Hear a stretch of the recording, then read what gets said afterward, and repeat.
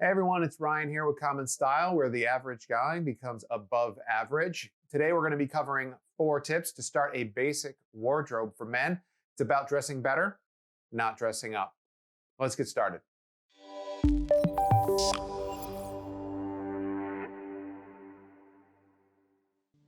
Hey everybody, welcome back. My name is Ryan.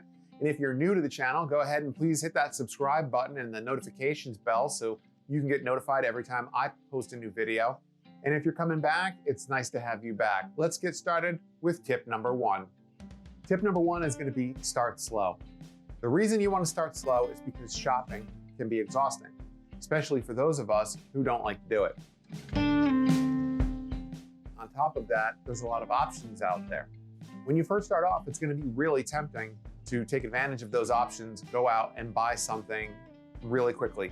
But the odds are that it's not going to fit you, it's not going to fit in with your wardrobe, or it's just not going to be your style. So it's going to end up being a waste of time and money for you. When you're actually doing the shopping, it's going to be difficult to resist the urge to buy several of the same thing that you're out there shopping for. Let's say you want to buy a white shirt, and my recommendation is you have at least 3 white shirts in your wardrobe. You do want to resist the urge to go in and find that one white shirt that you think you like, try it on, then buy it and several others of the one that you're shopping for. What you want to do is see how you feel about it long term before you start buying multiple items of that particular piece. When I started this journey several years ago, I started out with a bunch of things that I didn't like, and I bought them because I thought they looked good on me at the time, but I bought a lot of it just to kind of fill my closet.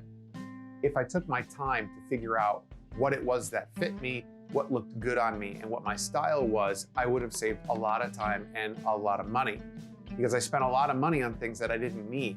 And actually, it was only a year ago or 2 years ago that I started cleaning out my closet and started purging things and getting rid of things that I had purchased at the beginning of my journey. Before you do the actual shopping, it's important to do some research to see where it is you actually want to go in the mall or wherever it is you're going to be shopping, because that way it alleviates a lot of the pressure that you put on yourself to go to the mall and go straight to the place. You don't have to wander about and try to figure out where it is you're going to go. Because when you go to these places, you're going to have to figure out what you're going to be trying on.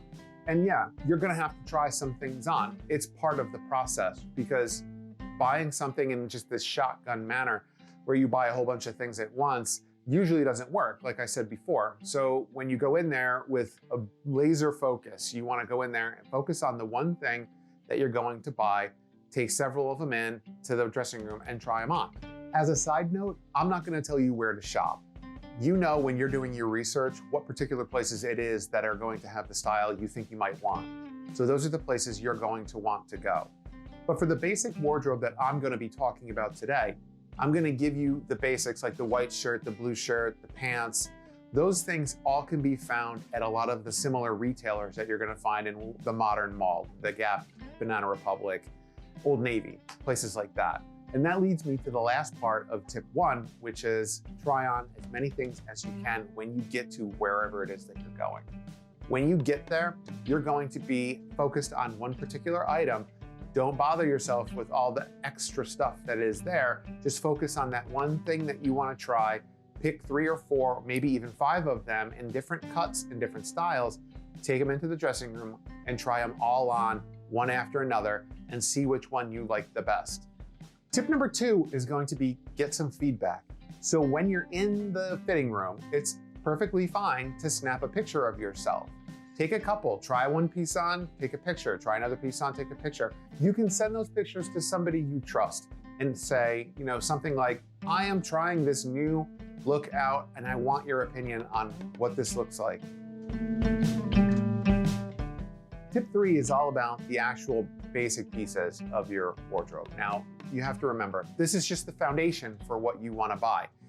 By no means is it the end point unless you want it to be. And by no means do you have to stick with any of these suggestions.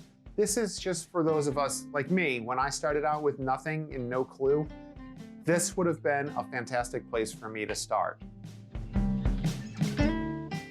So the first thing we're going to talk about are going to be undergarments. Now, I'm not going to tell you what kind of underwear you're going to buy because that's really on you, literally. You can buy whatever you want, whatever you feel comfortable with, whatever you're comfortable in. It's not my determination, but I will talk about t-shirts for a minute. Now, when you go into the Gap or the Banana Republic and you see that nice white t-shirt that you're going to buy and you buy it, it's not necessarily an undergarment. Undergarments are made by, Fruit of the Loom or Hanes or whatever it is, Jockey, or if you want to go high end, you can always go higher than that, that's fine. I stick with the lower end because they're super comfortable, they're inexpensive, you can buy a whole bunch of them at a time, and I don't feel so bad when they get dingy or they're not as white anymore and I have to use one for a rag or whatever it may be for a home project for the kids or whatever it is. Now, the two types of t-shirts you want to focus on are going to be crew neck t-shirts, which is the type of t-shirt that I'm wearing right now, and there's V-neck t-shirts. The V-neck t-shirt is exactly what it sounds like. I'm sure most of you know what it is. That is the shirt that if I was going to work, I would generally wear a V-neck t-shirt if I had a casual collar like this one, the sport collar, which is the button-down type, or generally I wear those when I go to work anyway. It's just personal preference. It doesn't matter what they are, as long as they're undergarments, you can wear either a crew neck or a V-neck t-shirt. The last part of the undergarment equation is going to be socks. Now, socks are, again, a personal preference. Stick with neutral colors to start off with. They don't have to be dress socks, but there are a lot of manufacturers of these casual style socks that you can wear with the casual shoes that we'll talk about later on. My go-to always is going to be check out the reviews on Amazon and see what people are saying are good, because they are going to give you honest feedback about what works long-term. Next, we're going to talk about pants. Pants, for my recommendations, are going to be two different kinds. There's going to be chinos and there's going to be jeans. For the fundamentals of this particular wardrobe, we're going to stick with a lot of neutral colors. For the chinos or khakis, wherever you're shopping, it's going to be the tan, the browns, the lighter tans are fine. Even if you want to branch into the blues and maybe the blacks. Black doesn't look great on everybody. And then with jeans, you want to do a light pair, a dark pair, and a nice deep indigo colored pair so that, they go with everything.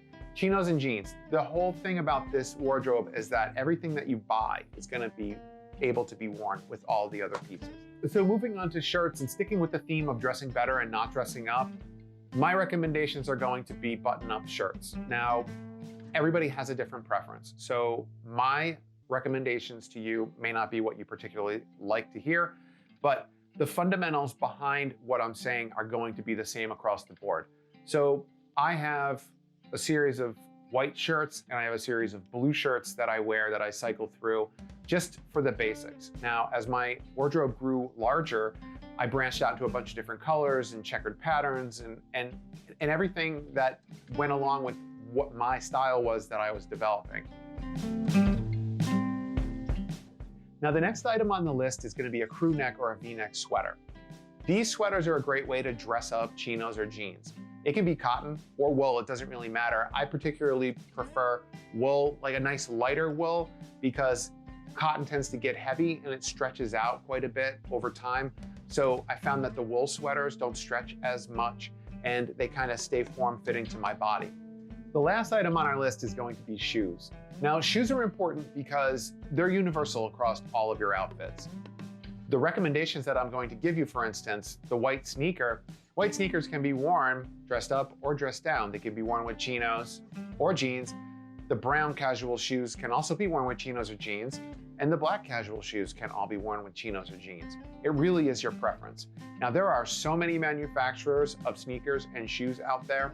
I'm not going to even recommend any. My only warning to you is going to be careful of what you buy as far as the type of shoe that you buy. And I mean, you can buy a brown casual shoe or you can buy a brown dress shoe. The brown casual shoe is going to be specifically worn with those chinos or jeans. It's not about wearing the dress shoe, because when we talk about tip 4 and we talk about that continuity of your look or that unity of your look, it's called coordination. You're not coordinating the shoe with the outfit, it's gonna look totally wrong and people just aren't gonna take you seriously. And before we move on to tip 4, I wanted to thank you for clicking on this video out of all the videos that exist on YouTube. And if you want hit that like button and click the subscribe button. Leave a comment down below. And let me ask you this. Do you think there is something that I left off the list? If there is, leave it in the comments down below. I'll give you a shout out on the next video. Tip 4 is all about coordination. And we can think of it as creating some sort of visual unity. So from your head to your toes, everything looks like it goes together. When I first started this journey, I thought that creating this coordination was all about wearing the same brand or wearing the same colors. That's not really how it works. It really just means that there is a unity between all the pieces. The reason that I pick all these pieces as being so versatile is that they go together with each other. So you can coordinate any of the pieces that are in your wardrobe with each other. Finally, I'll introduce you to this concept that I have of having a mature wardrobe. Now, it doesn't mean I'm wagging my finger at you saying, you know what, you need to dress your age. It really means that over the course of time, you're going to develop and refine your style and develop and refine your wardrobe. Remember, this is about building the fundamentals. It's the basics. It's the groundwork for what you're going to build on later. Now we start slow, we get feedback, we buy the actual items, and then we learn how to coordinate. I didn't wake up learning how to do all these things. It was years of trial and error, buying the wrong things, bringing them home, and absolutely 100% regretting what I did and wasting my time and money. As we lay this foundation, it gives you the opportunity to see yourself in a different light and continue to work towards the goal, which is finding your own style, which is finding that thing that makes you, you, and putting it out there for everybody to see. It's about changing people's perceptions of you. It's about putting forward that confident air about yourself, and you want to give people the idea that you know who you are and what you want to be.